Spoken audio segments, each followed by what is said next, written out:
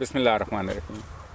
अस्सलाम वालेकुम नाज़रीन, मैं हूं शाहिद राजा, लेके आया हूं आपके लिए प्रोग्राम सवाल जवाब विद शाहिद।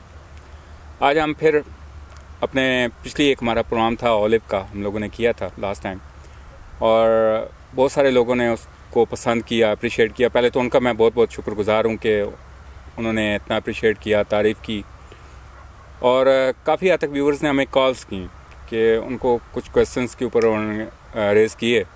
तो मैंने दोबारा ज़हमत दी अलनूर एग्रीकल्चर फार्म के जो हमारे पिछले प्रोग्राम में मेहमान थे उज़ैर साहब, तो वो एक्सपर्ट हैं ओलिव में, हॉर्टिकल्चर्स में भी उन्होंने एक्सपर्ट हैं वो उसमें। तो उनसे मैंने फिर रिक्वेस्ट की है कि हमें थोड़ी सी और इन्फो दें ओलिव्स के बारे में। तो इस प्रोग्राम में हमें बहुत सारी चीज़ें आप और डिस्कस करेंगे, जिसमें आपको सॉइल के बारे में होगा, मिट्टी के बारे में कि पूरे पैन पाकिस्तान में कौन कौन सी किसी जगह पे लगाया जा सकता है। इसके अलावा कटाई का आजकल मौसम जा रहा है, वो हम उसके ऊपर डिस्कस करेंगे। हार्वेस्टिंग, पहले जो हमारे प्रोग्राम में था हम लोगों ने काश्त के बारे में बात की थी कि काश्त कैसे किया जाता है, कौन से आप किस इकसाम के लगा सकते हैं, पौधे लगा सकते हैं, उनके लिए पानी कितना चाहिए होता है। ये तो आप हमारी पहली वाली वीडियो लाजमी देखिएगा, उसका लिंक ऊपर आ रहा होगा। तो इस प्रोग्राम में हम लोग हार्वेस्टिंग भी डिस्कस करेंगे कि हार्वेस्टिंग कैसे की जाती है, कि उसके बाद उसकी ऑयलिंग कैसे निकाला जाता है, कौन कौन से ऑयल को खाने के लिए कहाँ यूज़ किया जाता है, आगे जो मसाज वगैरह के लिए कौन से ऑयल यूज़ होता है, किस तरह होता है, बनाया जाता है। डिफरेंट किस्म की चीज़ें हैं कि वो उनके ऊपर हम लोग डिस्कस करेंगे।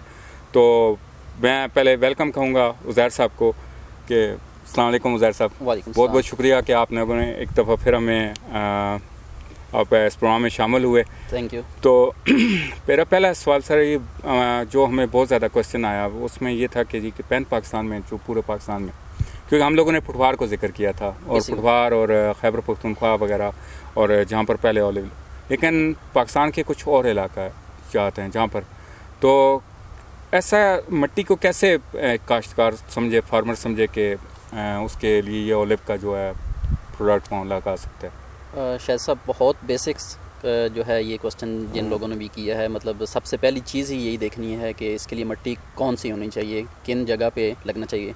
पिछले जो प्रोग्राम में था वो तो जस्ट हमने पुठवार का जिक्र किया था, चूँकि जो गवर्नमेंट इसमें फंडिंग कर रही है या सब्सिडी सपोर्ट दे रही है वो पुठवार रीजन के लिए है, जिसके अंदर 5 डिस्ट्रिक्ट का हमने जिक्र किया था। सही। तो अगर इसके अलावा भी लोग लगाना चाहें तो वो अपने उस पर लगा सकते हैं, सोर्सेज पे, या हो सकता है कि कमिंग ईयर्स में गवर्नमेंट इस जो इनका प्रोजेक्ट है ओलिव्स का, इसको एक्सटेंड कर दे इसके पुठवार रीजन के अलावा भी। सही। तो लोग जो इंटरेस्ट ले रहे हैं इसमें, वो बहुत अच्छा एक इसमें अमल है कि लोग का इसके ऊपर जो है रुझान आना शुरू हो गया है पुठवार के अलावा भी। तो बात साइल की जब करेंगे तो इसको हर किस्म की साइल के ऊपर ग्रो किया जा सकता है, सिवाय 2 किस्म की जो ज़मीन की साख्त होंगी। एक कौन सी, जिसमें कलर होगा, ठीक है ना, कलर जैसे रेड कलर की हो जाती है, वाइट होते हैं, जिस मतलब सोडेक, सिलाइन या कलराठी ज़मीन जिसको कहते हैं। अच्छा, कलराठी ज़मीन जो होती है ना, उसके अंदर ओलिव्स की कल्टीवेशन जो है वो नहीं होगी। सही। बिल्कुल भी रिकमेंडेड नहीं है, ठीक है, करनी भी नहीं चाहिए। ठीक है, ये चूँकि सॉल्ट टॉलरेंट प्लांट नहीं है, ये कलर वाली ज़मीन पे नहीं होता, इसमें 100% मॉर्टेलिटी आएगी अगर कोई इसको करेगा। सही। कलर वाली ज़मीन, अब जो किसान होते हैं, फार्मर होते हैं, उनको देखने से भी पता चल जाता है, जब ज़मीन में मूव करें, स्पेशली जब बारिश या उसको पानी लगे, तो ज़मीन का कलर चेंज हो जाता है, उसकी अपीयरेंस वाइट नज़र आना शुरू हो जाती है। सही। वो कलराठी ज़मीन है, वहाँ पे ये नहीं होगा। सही। दूसरी टाइप कौन सी, कि जहाँ पे ज़मीन पानी ज़्यादा देर रखती है, जिसको कहते हैं वाटर होल्डिंग कैपेसिटी, या पानी का निकासी का जो ज़मीन का अमल होता है वहाँ पे बहुत स्लो होता है पानी ज़मीन पे। जब बारिश या पानी उसको लग जाए ज़मीन को, तो बहुत देर तक वो ज़मीन वेट रहे, मतलब जहाँ पे जो होती है ये चीज़ वेटनेस ज़्यादा रहेगी, वहाँ पे ये नहीं होगा। सही। अगर हो भी जाएगा, सपोज़ के इनिशियल 2, 3, 4 ईयर्स वहाँ पे ग्रो कर गया है, तो अगर बीच में कोई एक ऐसा ईयर्स आ गया जिस साल बारिशें ज़्यादा हो जाएंगी, जैसे ये लास्ट जो मानसून था ये बहुत लेंथी था इसका पीरियड, बहुत लंबा था, सही। स्लो तकरीबन महीने के करीब ना। कहने का मतलब ये हो कि जो नहरी इलाका है जो जिसमें तो यहाँ पर भी काफ़ी हद तक पानी खड़ा भी हो जाता है, जैसे चावल वाले खेत हैं जैसे वहाँ पर भी। हाँ, जहाँ पे सेम की कंडीशन बन जाते हैं, जिसको सेम कहते हैं, सेम की कंडीशन, वो जो हम पे खड़ा हो जाता है उसको सेम की कंडीशन नहीं कह सकते। ठीक है, जहाँ पे पानी खड़ा हो जाए और महीनों तक खुश्क ना हो, ठीक है, ज़मीन जो है गीली रहे, तो ये वहाँ पे भी नहीं होगा। अगर हो भी गया है पौधा तो ये वहाँ पे मर जाएगा। अच्छा, लास्ट प्रोग्राम में एक और हम लोगों ने टेम्परेचर को भी जिक्र किया था कि आपने वो एक टेम्परेचर की लिमिट बताई थी कि इतना टेम्परेचर होना चाहिए। अगर वो टेम्परेचर काफ़ी दिनों के लिए ज़्यादा हो जाता है तो वो वहाँ पर भी ऑलिव नहीं होता। जी बिल्कुल ऐसा ही है। उसमें जो मैक्सिमम टेम्परेचर लिमिट थी वो था 45 डिग्री।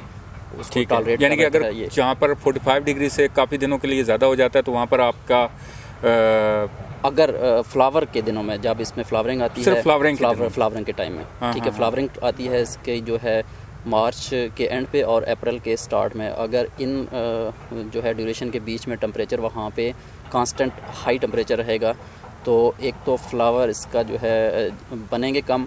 अगर बनेंगे तो उनकी पोलिनेशन कम होगी। जब पोलिनेशन मीन के जो उनकी आपस में क्रॉसिंग होती है, फर्टिलाइजेशन, जिससे फल बनता है। तो फल बनने का जो मतलब उनकी पोलिनेशन है वो नहीं होगी। जब पोलिनेशन नहीं होती तो वो फ्लावर सिंगल रह जाता है, अनफर्टाइल होता है, फर्टाइल नहीं हो सकता।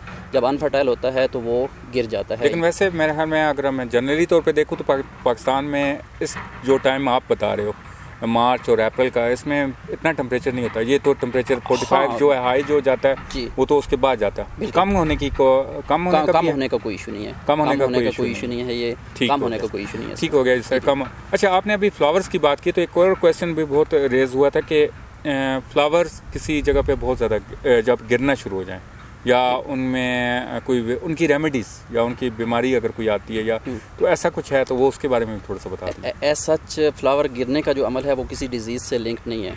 अच्छा, डिजीज़ से लिंक नहीं है। ठीक है, वो न्यूट्रिएंट डेफिशिएंसी से लिंक हो सकता है, मिस मैनेजमेंट से लिंक हो सकता है कि आपने प्लांट को पिछला जो उसका ईयर्स था उसमें ट्रीट कैसे किया है। अच्छा। ठीक है, कि आपने जो इरिगेशन की उसकी फ्रीक्वेंसी थी वो कैसे रखी है। उसको बहुत ज़्यादा पानी तो नहीं देते रहे, कहीं बहुत ज़्यादा उसको ड्राउट खुश्की दे के उसके बाद तो पानी नहीं दिया। सही। हाँ, तो इस तरह की जो चीज़ें हैं ये मिस मैनेजमेंट में आती हैं। ये वाटर के हिसाब से हो गया।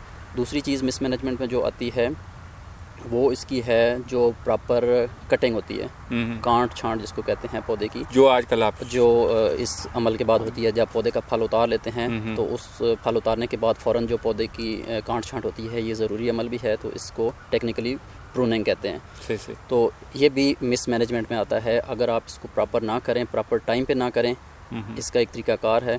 जब तक वो नहीं करेंगे तो ये मिसमैनेजमेंट में है और यही चीज़ें जो है अल्टीमेटली फिर आपकी जितनी वो है यील्ड को अफेक्ट करती हैं, या तो वो फ्लावर ड्रॉप की शक्ल में या फ्रूट कम लगने की शक्ल में। पानी के बारे में हम लोगों ने लास्ट जो अपना प्रोग्राम किया था उसमें भी जिक्र किया हुआ है, उसमें आपको पूरा तरीकाकार है। आप लाजमी वो प्रोग्राम देखे गया तो आपको उसमें पानी किस तरह लगाया जाता है और उसका कैसे प्रॉपर टाइमिंग होती है, उसमें लास्ट प्रोग्राम में हम जिक्र कर चुके हैं, तो आप उस पर लाजमी व्यू कीजिएगा।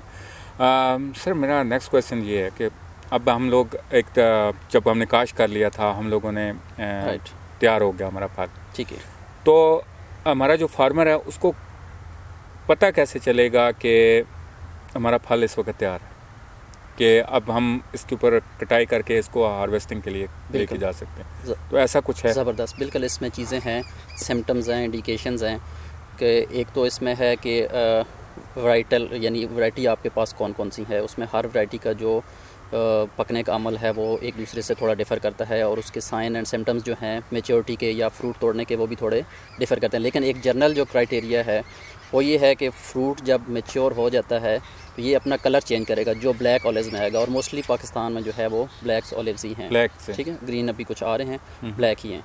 तो जब ये कलर चेंज कर देता है, ग्रीन होता है पहले, मैच्योर जब रहता है ग्रीन है, उसके बाद आहिस्ता आहिस्ता ये पिंकिश कलर की तरफ चला जाता है। सही, ठीक है। जब पूरे ओवरऑल एक पौधे के ऊपर 70 से अबव 70, 75 या 80% फ्रूट आपको पिंकिश नज़र आए तो ये पिंकिश का मतलब यानी कि गुलाबी कलर का। सही, मैं थोड़ा सा उर्दू में इसलिए बता रहा हूँ कि कुछ नाज़रीन जो है उनको शायद ना समझ आए। ठीक है, तो वो उसका सिम्टम है कि आपका वो पूरा फ्रूट जो है तैयार हो गया है। लेकिन यहाँ पे होता ये है कि पौधे का फ्रूट इकट्ठा तैयार नहीं होता, आहिस्ता आहिस्ता तैयार होता है। ठीक है, तो वो हार्वेस्ट करने के लिए क्या है कि जितना फ्रूट आपका तैयार हो गया आप उसको आहिस्ता आहिस्ता उतारते जाएं। जो आपका कलर चेंज कर गया है उसको आप उतार लें, फिर आप 1 वीक बाद जो दोबारा उसको उतार लें। या अगर वेट करना है तो वेट फिर उस सूरत में है कि जितना कोई फ्रूट थोड़ा बहुत नीचे गिरेगा, ठीक है, लेकिन वो इतना लॉस नहीं है। जो गिरेगा उसको उठा के आप रिजर्व करते जाएं किसी रैपर के अंदर, ठीक है। उसके डिफरेंट यूजेस हैं, वो उस पर बाद में बात कर लेंगे। तो इस तरह ये है कि इसको आप थोड़ा डिले करें जितना, यानी कि हम लोगों को हार्वेस्ट जो है वो पिंकिश कलर के ऊपर ही करना, पिंकिश कलर के ऊपर ही करना है, अगर ब्लैक नहीं होने देना। अगर ऑयल एक्सट्रैक्ट करवाना है तो फिर इसमें 2 कंडीशन है। अच्छा, ऑयल एक्सट्रैक्ट करवाना, फिर ऑयलिंग के वक्त, ऑयलिंग का जब अगर कोई प्रोसेस करवाना चाहते हैं तो वो पिंकिश कलर, यानी कि गुलाबी कलर है तो वहाँ पर आप अपना हार्वेस्ट कर लो। बिल्कुल ठीक है, ठीक है। अगर आपने उसका कोई और चीज़ बनानी है ऑयल के अलावा, अचार बनाना है, मुरब्बा बनाना है, या कोई और इसकी जैसे डिफरेंट बाई प्रोडक्ट्स हैं, तो उसके लिए आप ग्रीन कलर में उसको हार्वेस्ट करेंगे। अच्छा, उसको पिंक कलर से भी पहले पिंक कलर से भी पहले मैच्योर हो जाएगा, सही, लेकिन अभी पिंक नहीं होगा, फुली मैच्योर होगा, तो उसको हार्वेस्ट करके फिर उसके डिफरेंट मेथड्स हैं, ट्रीटमेंट्स हैं, वो करने के बाद उसको पिकल भी बनाया जा सकता है, उसका जैम, मुरब्बा, जेली। तो ये चीज़ कैसे पता चलेगी कि अब ग्रीन में तो हम समझ गए, पिंक वाला कलर के तो वो समझ गए कि पिंक हो गया जी कलर, ठीक है, ठीक है। ग्रीन कलर पे कैसे समझेंगे कि ये मैच्योर हो गया? उसमें मंथ होते हैं, इंडाइसिस मंथ हैं, ठीक है ना। जो मोस्टली पाकिस्तान का टेम्परेचर है या यहाँ की जो हार्वेस्टिंग है, ये अगर ऑयल के लिए करनी है तो आप इसको नवंबर और दिसंबर के मंथ में करें। नवंबर और दिसंबर के, ठीक है जी। इस वक्त यानी कि पूरे तरीके से फल तैयार हो चुका है। और अगर अचार या किसी और बाई प्रोडक्ट्स के लिए करना है तो उसको आप सितंबर से ऑनवर्ड ये मैच्योर हो जाता है फ्रूट, सितंबर में। हाँ, यानी कि आप मंथ याद रख लीजिए कि सितंबर साफ करना शुरू कर दें, तो अक्टूबर का महीना गुजार के नवंबर और दिसंबर में आप ऑयलिंग के लिए करें। इसमें थोड़ी सी चीज़ मैं वजाहत करता चलूँ कि नवंबर दिसंबर मैंने इस वजह से बोला है क्योंकि यहाँ पे कुछ हार्वेस्टिंग पहले शुरू हो जाती है, या फ्रूट कुछ थोड़ा सा तैयार होना शुरू होता है तो लोग उसको तोड़ना शुरू कर देते हैं। उसका नुकसान है, अल्टीमेटली जो है यील्ड रिडक्शन है, वो उसमें यील्ड कम आती है, क्योंकि जितना इसको डिले करेंगे थोड़ा सा लो टेम्परेचर की तरफ लेके जाएंगे, जितना ऊपर नवंबर दिसंबर लो टेम्परेचर जाता है तो इसका इतने ऑयल कंटेंट्स अच्छे बनते हैं और ऑयल क्वालिटी जो है वो बहुत इम्प्रूव होती है। जितना आप अर्ली इसको हार्वेस्ट करके ऑयल करवाएंगे, एक्सट्रैक्शन करवाएंगे, ऑयल तो निकलेगा लेकिन उसमें से कम निकलेगा और अच्छी क्वालिटी का ऑयल नहीं होगा। अच्छा सर, एक और चीज़ जो थोड़ा सा ये काश्त करने के वक्त में एक क्वेश्चन आया हमारा, वो भी बीच में रह गया था। पौधा यानी कि हमें अच्छा ऑयल चाहिए, सबसे अच्छा ऑयल, जैसे लाइक दैट हमारे कुछ प्रोडक्ट्स फॉरेंस की होती हैं, जैसे हम लोग कहते हैं कि जी हम लोग उन्हीं के मुकाबले की प्रोडक्ट्स लेके हैं। ठीक है, मेरे सामने अभी भी 3 ऑयल्स पड़े हुए हैं और उनके डिफरेंट कलर्स भी नज़र आ रहे होंगे आपको। हम जो घर में आमतौर पे ऑयल यूज़ कर रहे होते हैं उसका लाइट ग्रीन कलर का होता है, लेकिन यहाँ पर आपको 3 कलर और भी नज़र आएंगे। तो ये कैसे पता चलेगा कि हम लोगों को कि या हम लोगों को ये वाला पौधा लगाएं तो ज़्यादा कलर का होगा, या वो वाला कलर हम ले सकते हैं, हमें अच्छी क्वालिटी का ऑयल, या उसमें क्वालिटीज़ भी हैं बीज लगाने में? जी बिल्कुल हैं। हाँ जी, ठीक है ना। सबसे पहले तो जब पौधा लगाना है तो हमने अपना फार्म का जो पर्पज़ है वो माइंड में रखना है कि हम जो ज़्यादा प्लांटेशन है वो ऑयल पर्पज़ के लिए कर रहे हैं या कि टेबल पर्पज़ के लिए। टेबल पर्पज़ मीन के जैसे ये अचार, जैम, मुरब्बा, जेली वगैरह, इसको टेबल यूज़ कहते हैं। ऑलिव का टेबल यूज़ यानी आपने डायरेक्ट उसको ऑलिव को प्रोसेस किया, उसको आप खा रहे हैं। ऑयल के अलावा जितना यूज़ है ऑयल ऑलिव्स का, उसको टेबल यूज़ कहते हैं। तो पहले तो ये क्लियर होना चाहिए कि हम किस साइड पे जा रहे हैं, कि टेबल यूज़ के लिए जा रहे हैं, हम फार्म को लेके जाना है, या ऑयल प्रोडक्शन में जाना है। ऑयल वाली अलग वैराइटीज़ हैं और टेबल यूज़ वाली अलग वैरायटी हैं। फिर जो ऑयल वाली हैं उनके अंदर हर वैरायटी का जो है वो कलर के अंदर थोड़ी सी वेरिएशन है कुछ, लेकिन क्वालिटी के अंदर कोई फ़र्क नहीं है। अच्छा, क्वालिटी के अंदर ग्रीन है चाहे वो थोड़ा सा ब्राउन है या गोल्डन है, क्वालिटी में कोई फ़र्क नहीं है। अगर हम पिज़्ज़ा पे देखते हैं तो हम लोग का ऑलिव जो यूज़ हुआ है तो वो ब्लैक यूज़ करते हैं, तो वो फिर वो हार्वेस्टिंग का जो है वो ब्लैक जब हो जाता है उस टाइम पे हम हार्वेस्ट करते हैं। अच्छा ठीक है, तो यानी कि कहने का मतलब ये है कि क्वालिटीज़ हैं अलग-अलग ऑलिव्स का जो वो होगा। इसके अलावा ये पूछना चाह रहा था कि कटाई हो गई, सब कुछ हो गया, अब हम लोग पिंक कलर पे हम लोगों ने ऑयल के लिए ये निकाल लिया। ठीक है सर, ठीक है। वेट करना पड़ेगा जो ये पिज़्ज़ा के ऊपर इस्तेमाल होते हैं जैसे ब्लैक के लिए, तो वो उसके लिए वेट करना पड़ेगा हमें? वेट करना पड़ेगा डेफिनेटली। ठीक है, वो जब तक वो कलर ब्लैक कर नहीं करता तब तक नहीं। ठीक हो गया।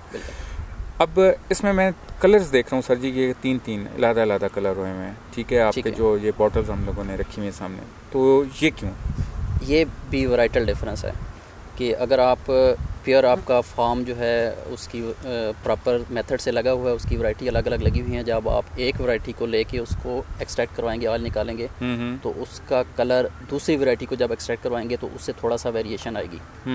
ठीक है, ये वैराइटल डिफरेंस है। एज सच क्वालिटी के अंदर इस पर कोई वो डाउट नहीं है, क्वालिटी एक जैसी है। सिर्फ वैराइटल यानी कि इकसाम के ऊपर, यानी कि हर किस्म के लादा यहाँ पर मिक्स में नहीं है। जो अलनूर का मैं आप एग्रीकल्चर फार्म की ये बात कर रहा हूँ जैसे, तो यहाँ जिस फार्म के ऊपर जो भी ऑयल निकाला जा रहा है ये हर वैरायटी का इलादा निकालते हैं ये लोग। ये मिक्स करके नहीं निकालते कि हर इकसाम को इकट्ठा करके एक ही दफ़ा ऑयलिंग का प्रोसेस करवा लें ओवरऑल। तो वो उसमें तो वो मिक्स टाइप होता है, मतलब ऑर्चर्ड मिक्स लगे होते हैं या लोग वैसे मिक्स कर देते हैं, क्योंकि अलग अलग करने में थोड़ी मेहनत लगती है कुछ उसमें। ठीक है, तो जब मिक्स होता है तो वो डेफिनेटली कोई एक कलर डेवलप हो जाएगा, उसमें फिर वेरिएशन नहीं होती। वेरिएशन नहीं है। सही होगा। अच्छा सर, यहाँ पर आप मशीन के ऊपर जब ये लेके जाते हो तो उसका क्या प्रोसेस होता है कि किस तरह उसको वहाँ तक मशीन में ऑयलिंग के लिए उससे पहले क्या क्या कदम उठाने चाहिए, इक़दाम होने चाहिए ताकि फार्मर समझ सके कि हाँ मेरा जो ऑयल निकालने का प्रोसेस है वो ठीक जा रहा है? जैसे पहले हम बात हो चुकी है कि पता कैसे चलेगा कि आप फ्रूट तोड़ना है, वो बात हो चुकी है कि जब उसका पिंक पर्पल कलर डेवलप होना शुरू हो जाए, 70-80% उसका पौधे का फ्रूट हो जाए, ब्राउन ब्लैक की तरफ चला जाए, तो उसको तोड़ के आप उसको साए के अंदर रखते जाएं। ठीक है, हवा पे हो लेकिन साए के नीचे हो, ऊपर से उसको किसी चीज़ से ढाँप दें। फ्रूट जितना आप तोड़ेंगे उसको विदिन 24 आवर्स आपने लेके जाना है एक्सट्रैक्शन यूनिट के ऊपर। ठीक है, बेस्ट ये ऑयल निकालने के में 24 घंटे के अंदर आपने, हाँ रिकमेंडेड है। उसको ज़्यादा ना रखिए, ज़्यादा रखेंगे तो उसमें थोड़ा सा फिर जो है ऑयल कंटेंट्स कम हो जाते हैं। अच्छा, ऑयल कंटेंट्स यानी वो सूख जाता है? अच्छा, सूखने की वजह से 24 आवर्स के अंदर उसको लेके जाना चाहिए। तो फिर उसका तरीकाकार है जो गवर्नमेंट ने एक सहूलत दी हुई है किसानों को, पुठार की रीजन के अंदर ही डिस्ट्रिक्ट चकवाल में बारानी एग्रीकल्चर रिसर्च इंस्टीट्यूट, यहाँ पे जो है एक्सट्रैक्शन यूनिट मौजूद है जो फार्मर को फैसिलिटेट करता है, ऑयल निकाल के देता है। उसका तरीकाकार ये होता है कि जब फ्रूट आपने तोड़ना है, फ्रूट तोड़ने से पहले आप उनसे जो मुतलका बंदा है उससे रब्ता करें, अपनी बारी का तयन करें, उनसे पूछ लें कि हमने फ्रूट लेके आना है, इतना लेके आना है। वो आपको बता देंगे कि आप इस डेट को ले आएँ। जब डेट आपको मिल जाएगी तो आप उससे 24 आवर्स जो है पहले उसको हार्वेस्ट करना शुरू कर दें। हार्वेस्ट करके तो इसको फिर लेके जाने का तरीका है कि अगर प्लास्टिक की बास्केट्स, टोकरियाँ जो है वो मिल जाएँ तो वो बेस्ट हैं। ठीक है, उनके अंदर डाल के टोकरी के ऊपर टोकरी जो है स्टैक बन जाएगी, तो वो ये होता है कि फ्रूट डैमेज नहीं होता, कम डैमेज होता है। टोकरियों में डाल के तो वहाँ पे ले जाएं, और वहाँ पे ऑलरेडी आपकी जो है वो बारी मेंशन होगी, तो जैसे ही वहाँ पे जाएंगे तो आगे सारा प्रोसीजर जो है वो खुद करते हैं। सिर्फ आपने फ्रूट वहाँ तक पहुँचाना है, हाँ बाकी सारा वो उनके वहाँ पे ट्रेंड बंदे मौजूद हैं, फ्रूट खुद डालेंगे, ऑयल यानी आपको वो निकाल उससे पहले वो धोते वगैरह हैं, सारा कुछ प्रोसीजर है पूरा, वो उस एक्सट्रैक्शन यूनिट के अंदर प्रोसीजर है डिफरेंट टाइप का ना। तो जैसे ही मशीन के अंदर डालते हैं उसमें सबसे पहले ब्लोअर लगा होता है, बहुत प्रेशर से हवा गुजरी होती है। फ्रूट जैसे ही गिरता है तो उसमें से जितने ये लीव्स, डस्ट वगैरह या और छोटी चीज़ें होती हैं ना, वो निकल एक वेंट के थ्रू बाहर चली जाती हैं, बहुत प्रेशर से उसमें ब्लोअर लगा होता है। सही। उसके बाद फ्रूट जो है जाके नीचे वॉशिंग एरिया में गिरता है, चैम्बर होता है, बहुत बड़ा उसका चैम्बर है, उसमें वाटर प्रेशर से मूव कर रहा होता है। वहाँ पे ये वॉश होता है, जो फ्रूट के ऊपर चीज़ें स्टिक हुई होती हैं, ठीक है, मट्टी हो गई या कोई और चीज़ें इस तरह की जो बाहर खेतों से जाती हैं, ठीक है, वहाँ पे ये वॉश होता है। वॉश होने के बाद ऑटोमेटिक सारा ये उसका प्रोसीजर है मशीन का, कुछ भी नहीं करना, आपने उसको रन कर देना है सिवाय 2-3 स्टेप के ना, ये खुद ही करेगा। जैसे ये वॉश हो जाएगा मशीन उसको कन्वेयर से लिफ्ट करके तो क्रशिंग यूनिट में ले जाएगी, वहाँ पे क्रश होगा। क्रशिंग के बाद आगे एक उसका चैम्बर बना हुआ है, चर्निंग उसको कहते हैं, वहाँ पे ये तकरीबन 1.5-2 घंटे उसके अंदर पिसता रहता है, सही, ठीक है, मूव करता है। वहाँ पे उस मूव होने के बाद फिर उसके आगे एक यूनिट लगा हुआ होता है, उसको सेंट्रीफ्यूगेशन कहते हैं, सेंट्रीफ्यूगेशन, ठीक है। थोड़ा सा उर्दू में कह दीजिए। घूमने वाली मशीन, तेज़ी से घूमने वाली मशीन, वो ठीक है। जब वो उस मशीन के अंदर जाता है तो वो इतना तेज़ी से उसके अंदर ये घूमता है ऑयल कि जितना ये सारा पिसा हुआ होता है ना गूदा, अच्छा, गूदे को वो सेपरेट कर देता है, ऑयल जो है ना वो ऑयल निकल जाता है, बाहर निकल जाता है। बिल्कुल सही सही, ठीक है। ठीक है। अगर सिंपल एग्जांपल लें तो जैसे ये घरों के अंदर औरतें या पुराने जो ज़मींदार थे ये गंदम वगैरह जब साफ़ करते थे, छानना छानने का होगा, तो उसमें से जो भारी चीज़ होती है वो क्या होती है, आगे चली जाती है और पुराने पीछे रह जाते हैं। तो ऑयल भी इसी तरह जो कंटेंट्स हैं इसके जब भारी होते हैं ये बहुत तेज़ी से उसके अंदर मशीन के अंदर घूमता है, तो ये उसकी मशीन की दीवारों के साथ लग जाता है जाके, तो दीवारों से कलेक्ट होकर तो नीचे चैम्बर में चला जाता है, वहाँ पे फिर फ़िल्टर होता है। फ़िल्टर होने के बाद मज़ीद इसकी जो फिल्ट्रेशन है वो होने के बाद तो फाइनली ये आउटलेट पे आ जाता है। अच्छा सर, एक और चीज़ पूछना चाह रहा था कि ऑयल का अपने खाने का जो है वो लाता है, मसाज के लिए भी इस्तेमाल होता है? जी बिल्कुल। तो इनमें दोनों में कुछ डिफरेंस है या यूज़ कर सकते हो कोई भी? बहुत ज़्यादा डिफरेंस है। अगर सिर्फ डिफरेंस की हद तक बात करें तो बहुत डिफरेंस है। जो खाने वाला ऑयल है वो मसाज के लिए तो यूज़ किया जा सकता है, लेकिन जो मसाज वाला ऑयल है वो खाने के लिए यूज़ नहीं किया जा सकता। अच्छा, ठीक है। ये अब बहुत इंपॉर्टेंट पॉइंट है, जो मसाज वाला ऑयल है वो खाने में ना इस्तेमाल कीजिएगा। वो यही रहा है कि जो मसाज वाले ऑयल हैं वो अक्सर लोग खा रहे हैं। अच्छा अच्छा अच्छा, ठीक है। अब 3 क्वालिटीज़ हैं इसके अंदर। सबसे जो पहली टॉप क्वालिटी होती है उसको कहते हैं एक्स्ट्रा वर्जन। इसके अंदर कोई चीज़ नहीं होती सिवाय फ्रूट जूस के। आपने एक फ्रूट लिया है, उसको किसी तरीके से भी दबाएं, उसमें से जो जूस निकलेगा, ठीक है, ये वो चीज़ होती है एक्स्ट्रा वर्जन। यानी कि खाने के लिए ये है एक्स्ट्रा, जिसके ऊपर एक्स्ट्रा वर्जन लिखा हुआ है तो वो आप कोई भी प्रोडक्ट उठा सकते हो तो उसके ऊपर एक्स्ट्रा वर्जन लिखा हुआ है तो वो खाने का। बिल्कुल सही। सिर्फ लिखा हुआ ना भी काफ़ी नहीं है, आप उसको एक लेके चेक करें। चेक, हाँ अच्छा ठीक है, उसको खाएं, ठीक है, आपको वो मतलब टेस्ट करे, मज़ा करे तो फिर उसको लें। अब ज़ाहिर मार्केट में तो आप खोलने तो कोई नहीं देगा जी, आप खोलने तो पल्ले पड़ गए। ले लें, उसकी छोटी पैकिंग लेके उसको मतलब थोड़ा यूज़ करके देखें, या जिन लोगों ने यूज़ किया है उनसे थोड़ा चेक करें, थोड़ा सा चेक करें। लेकिन मोस्टली जो है कि आप एक्स्ट्रा वर्जन लेना खाना है तो लेना एक्स्ट्रा वर्जन ही है, एक्स्ट्रा वर्जन लिखना है। ठीक है। सेकंड जो इसकी होती है क्वालिटी या टाइप कह लें, वो होती है वर्जन। ठीक है, वो इसके बाद होती है जब ये वाला एक्स्ट्रा वर्जन ऑयल निकल जाता है, इसका जितना वेस्ट बचता है उसको हॉट वाटर ट्रीटमेंट करते हैं। अच्छा, हॉट वाटर, ठीक है, ठीक है। ये मशीन के थ्रू ही होता है सारा ना। अच्छा, वो उसी मशीन में होता है, लेकिन जो अभी पाकिस्तान में मशीन मौजूद है उसके अंदर सिर्फ एक ही प्रोसीजर है, ये वाला एक्स्ट्रा वर्जन वाला। अच्छा अच्छा। जो सेकंड और थर्ड क्वालिटी ऑलिव ऑयल है वो उस मशीन के अंदर प्रोसीजर अभी। तो इसका मतलब है कि अभी जो वो वाला प्रोसेस ना होने की वजह से वो चीज़ें ज़ाया हो रही हैं। ठीक, डेफिनेटली ज़ाया हो रही हैं। ओके, इस पे फिर बाद में क्वेश्चन करता हूँ। अच्छा, अगली आप ये कंप्लीट कर लेंगे, इसका जवाब मुझे तो सेकंड जो हो गया मतलब हॉट वाटर ट्रीटमेंट, इसका जो गुदा बचेगा एक्स्ट्रा वर्जन का उसको हॉट वाटर ट्रीटमेंट देंगे तो वो बनेगा वर्जन, वो भी खाने वाला है, वो भी खाने, लेकिन इससे थोड़ा सा कम क्वालिटी का होता है वो। अच्छा अच्छा, ठीक है ना। हाँ, उसमें चूँकि वो हॉट वाटर ट्रीटमेंट से होता है तो दूसरा ये है कि जब इसको हीट करते हैं ना, एक्स्ट्रा वर्जन ऑलिव ऑयल को हीट करते हैं तो इसकी अफादियत कम हो जाती है। सही, नुकसानदेह नहीं है, यानी ये कोई किसी और केमिकल में तब्दील नहीं होता, लेकिन अफादियत इसकी कम हो जाती है जब इसको हीट करते हैं तो। इसीलिए वो जो सेकंड पे उसको रखा गया है वर्जन को, चूँकि उसको हॉट वाटर ट्रीटमेंट से किया उन्होंने। ठीक है। उसके अंदर जो यानी एक्स्ट्रा वर्जन की क्वालिटीज़ होती हैं ना वो कम है। ये 100% है, वो तो एक्स्ट्रा वर्जन में निकल चुका है पहले, 100% होते ही नहीं। ठीक है। जो थर्ड है, अब पोमेस या पोमाइस, डिफरेंट इसके लिए वर्ड यूज़ किए जाते हैं। ठीक है, वो बेसिकली था जो एक वर्जन होगा ना, वर्जन के बाद का जितना मटेरियल बचेगा उसको केमिकली ट्रीट करते हैं मशीन के थ्रू ही, तो उसमें से जो चीज़ निकलती है वो होती है पोमेस या पोमाइस ऑयल। उसको यूज़ किया जाता है। वो बॉटल्स पे लिखा होता है, लिखा होता है बॉटल्स पे ये लिखा होता है। ठीक है, उसको यूज़ करना चाहिए मसाज के लिए, जबकि अक्सर लोग मैंने देखा है कि वो इसको खा रहे होते हैं।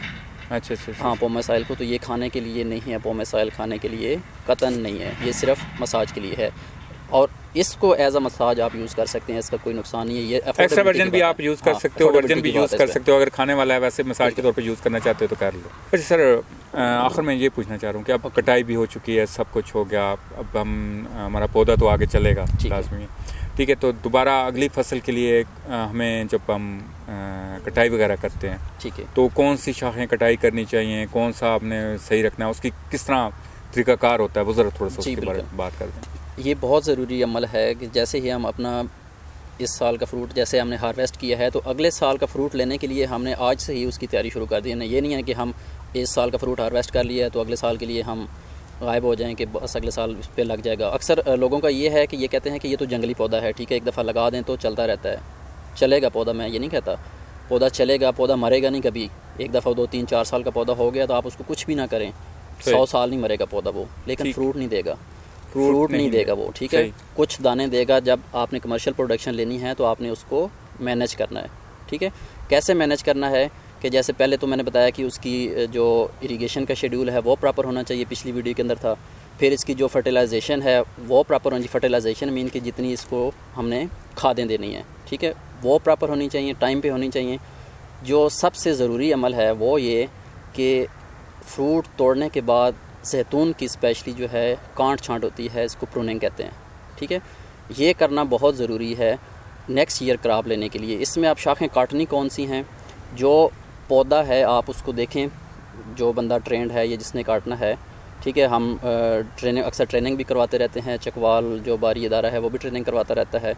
पौधे को देखें तो पौधे को कप शेप करना होता है, प्याला शेप, प्याला अंदर से खाली, बाहर से ये लास्ट प्रोग्राम में हमने कहा था कि प्याले की तरह, तो यानी उसके अंदर जितनी बड़ी शाखें हैं पौधे के सेंटर के अंदर, बड़ी शाखें बात कर रहा हूँ, बड़ी शाखों की, छोटी शाखें नहीं काटेंगे। जितनी बड़ी शाखें हैं पौधे के अंदर में वो काट देंगे, पौधा अंदर से खाली हो जाएगा। तो फिर इसका फ़ायदा क्या होगा कि जब पौधा अंदर से खाली होगा तो वो अंदर वाली साइड भी फ्रूट करेगा और बाहर वाली साइड पे भी फ्रूट करेगा। इनफैक्ट उसका जो पर यूनिट एरिया होगा फ्रूट का वो इंक्रीज़ हो जाएगा। एक ये फ़ायदा है आपको प्रूनिंग का। दूसरा प्रूनिंग का फ़ायदा ये होता है कि अगर हम पौधे को ऐसे ही छोड़ दें तो ये बहुत बड़ा हो जाता है। इसकी मैनेजमेंट, फ्रूट तोड़ना, इसको स्प्रे करना, अगर कुछ बीमारी आ जाती है वो बहुत मुश्किल हो जाता है, ठीक है। इसकी हाइट को मेंटेन रखना है हमने 12 से 14 फीट, 10 फीट, ठीक है ना, डिपेंडिंग अपॉन के आप किस हद तक उसको मैनेज कर सकते हैं। इसकी हाइट को आपने मिनिमाइज़ करना है, वरना छोड़ देंगे तो ये बहुत बड़ा हो जाता है, ठीक है। वो भी इसके अंदर आता है प्रूनिंग के अंदर कि आपने इसका टॉप जो है वो भी काटना है, ठीक है, ताकि इसको मैनेज कर सकें, ठीक है। ये चीज़ हो गई। अब जब इसका टॉप कटेगा, ऊपर से कट जाएगा पौधा, तो इसकी जो साइड वाली शाखें हैं वो ज़्यादा निकलेंगी। पौधे का नेचुरल फिनामा होता है कि जब उसका सेंट्रल स्टेम काट दें तो वो साइड से ज़्यादा शाखें लेता है। तो इसकी जितनी साइड पे शाखें होंगी ये ज़्यादा फ्रूटिंग वाली होती हैं बजाय इसके बड़ी शाख। हाँ जी, तो जितनी ज़्यादा छोटी शाखें छोड़ेंगे, बड़ी काट देंगे तो मुश्किल हो जाता है। छोटी शाखें छोड़ेंगे तो बड़ी काट देंगे तो ये उसकी जो यील्ड है वो इंक्रीज़ होती है इससे। सही। कटाई हो गई, अब आपने काट लिया, आप जहाँ से शाख काटेंगे वहाँ पे ज़ख्मी हो जाता है पौधा, ज़िंदा चीज़ है, ठीक है ना। तो उसको क्या करना है, एक बोर्डिएक्स देसी तरीका है, बोर्डिएक्स पेस्ट, ठीक है ना। उसमें क्या है, 3 चीज़ें होती हैं, पानी, नीला थोथा और चूना। ये होता है 1:12, यानी 1:2:12 की रेशो से।